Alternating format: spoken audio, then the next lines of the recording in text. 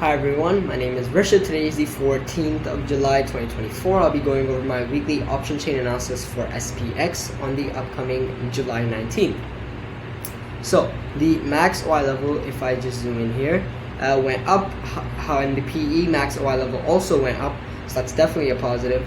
The quantity is higher for CE, which is negative. The change is higher for CE, that's also negative. Short squeeze is higher for CE, that's positive. PCR went lower, that's negative.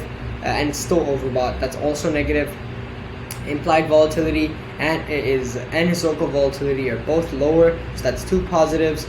RSI is higher, that's positive. No divergence, that's positive. ADX is higher and ATR is lower, that's two positives. Both EMAs are higher, that's two positives.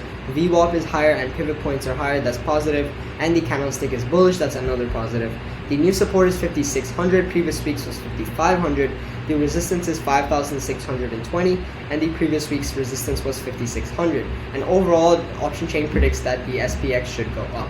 So that's all for this video. Thank you for watching. Enjoy, and I will see you next time.